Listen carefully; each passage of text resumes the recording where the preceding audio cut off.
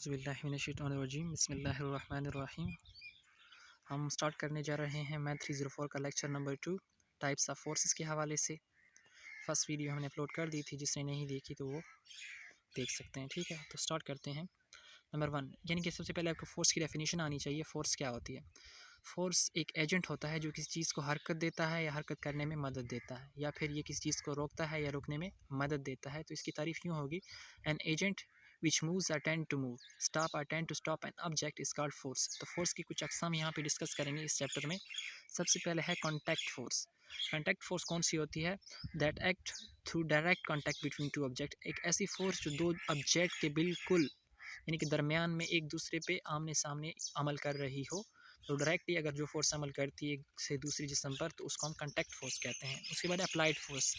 Applied force में हमारे पास friction आती है। जब आप मूव करते हैं तो जिस डायरेक्शन में आप मूव कर रहे हैं, तो उसके अपोजिट डायरेक्शन में आप पे एक फ़ोर्स अमल करती है, जो आपको क्या करती है, यानी कि मुदाखलत करती है आपको रोकने में या आपको अपोज करती है। उसको हम फ्रिक्शन कहते हैं और ये अप्लाइड फोर्स ही होती है। उसके बाद लॉन्ग रेंज फोर्स। कुछ फोर्सेस ऐसी होती हैं जो हमारे पास लॉन्ग डिस्टेंस तक अमल कर रही होती हैं, वो क्या होती हैं? लॉन्ग रेंज फोर्सेस होती हैं। उसके बाद है ग्रेविटी। ग्रेविटी हमारे पास क्या है? ज़मीन चूँकि हर चीज़ को अपनी तरफ खींचती है, तो वो एक फ़ोर्स है। इसी तरह इलेक्ट्रोमैग्नेटिक इसकी एग्जांपल है। चूँकि आपको पता है कि जो मैग्नेट होता है वो भी हर चीज़ को अपनी तरफ खींचता है, जो हमारे पास धात की चीज़ है। तो बिल्कुल ये इसकी एग्जांपल है। नेक्स्ट है नेट फोर्स। नेट फोर्स क्या होता है? जब एक जिस्म पर जितनी भी फोर्सेस अमल कर रही हैं, उनका आप मजमुआ लेते हैं, यानी कि सम करते हैं, तो हमारे पास जो रिजल्टेंट फोर्स आता है, तो उसको हम क्या कहेंगे? नेट फोर्स कहेंगे। और हमारे पास क्या है? Resultant force equal to net force. उसके बाद है बैलेंस फोर्स।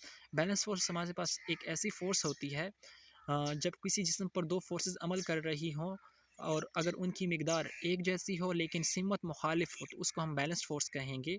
मिसाल के तौर पर एक किताब पढ़ी है, उस पर 10 न्यूटन फोर्स हमारे पास वेस्ट से लग रही है और 10 न्यूटन फोर्स उस पर ईस्ट से लग रही है। तो हमारे पास क्या है? फोर्स तो इक्वल है, लेकिन दोनों फोर्सेस मुखालिफ सिमत में हैं, तो एक दूसरे को कैंसिल कर देंगे और बुक जो है वो रेस्ट में पड़ी रहेगी। इसको हम क्या कहते हैं? बैलेंस्ड फोर्स कहते हैं। और अनबैलेंस फोर्स कौन सी होती है? एक ऐसी फोर्स जो हमारे पास एक दूसरे को कैंसिल ना करे, यानी कि इसकी मिकदार भी मुख्तलिफ हो सकती है और सिमत भी मुख्तलिफ यानी कि एक जैसी हो सकती है। तो ये अनबैलेंस फोर्स हो सकता है। अनबैलेंस फोर्स में हमेशा हमारे पास जो ऑब्जेक्ट है वो किसी न किसी सिमत में हरकत करता है, यानी कि रेस्ट में नहीं रहता। नेक्स्ट है इनर्शिया। क्या है? तो इनर्शिया हमारे पास किसी भी जिस्म की एक खसूसियत है, एक खासियत है, जो क्या करती है, यानी कि ये किसी चेंज, जब इसमें कोई चीज़ किसी चीज़ में जब कोई चेंज आती है, तो उसको रेजिस्ट करती है, उसकी मुखालफत करती है। यानी कि इनर्शिया, न्यूटन फर्स्ट लॉ को हम लॉ ऑफ इनर्शिया भी कहते हैं। न्यूटन फर्स्ट लॉ के मुताबिक अगर कोई जिस्म हरकत में है तो वो हरकत में रहेगा, और अगर कोई जिस्म रेस्ट में है तो वो रेस्ट में रहेगा।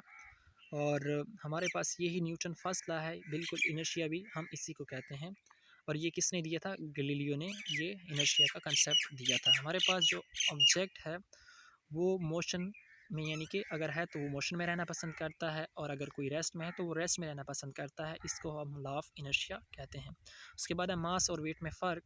तो मास और वेट में क्या फ़र्क है? मास एक स्केलर क्वांटिटी है और वेट एक वेक्टर क्वांटिटी है।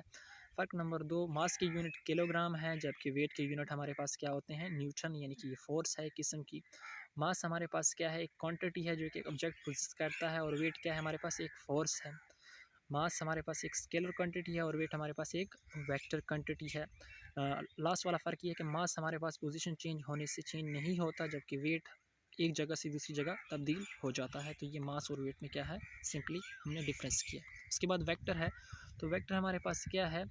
ये हमारे पास एक ऐसी चीज़ है जो कि हमारे पास ऐसे मिकदारों को ज़ाहिर करता है जिनकी एक ख़ास सिमत भी होती है और मिकदार भी होती है। उन चीज़ों को यानी कि वेक्टर रिप्रेजेंट करता है। हमारे पास है प्रेजेंटिंग अ वेक्टर, यानी कि वेक्टर को हम ज़ाहिर कैसे करते हैं? तो इसके कुछ तरीके हैं। एक तो हम इसको रिप्रेजेंट करते हैं एक एरो के ज़रिए, या फिर हमारे पास डायरेक्टेड लाइन सेगमेंट, ये एक लाइन सेगमेंट के ज़रिए। उसके बाद जो लेंथ होती है हमारे पास एरो की, वो क्या ज़ाहिर करती है? मैग्नीट्यूड को वेक्टर के। और जो उसका हमारे पास हेड होता है वो किसको ज़ाहिर करता है? उसके डायरेक्शन को, क्योंकि वेक्टर की डायरेक्शन भी होती है और उसके साथ उसकी मैग्नीट्यूड भी होती है। तो हमारे पास टू नॉन ज़ीरो वेक्टर्स क्या होते हैं? पैरेलल हो if they are scalar multiple of one another. हमारे पास दो नॉन ज़ीरो वेक्टर क्या होंगे? पैरेलल होंगे अगर उनका स्केलर मल्टीपल क्या हो? वन अनदर का क्या हो? स्केलर मल्टीपल हो। उसके बाद हमारे पास लास्ट वन है कि जो वेक्टर नेगेटिव है वो बराबर होता है नेगेटिव, आप कॉमन ले सकते हैं, तो ये क्या आपको शो करता है कि इनकी डायरेक्शन क्या है, अपोजिट है। तो यहाँ तक हमारे पास सेकंड लेक्चर कंप्लीट होता है। इंशाल्लाह नेक्स्ट लेक्चर का वेट कीजिए।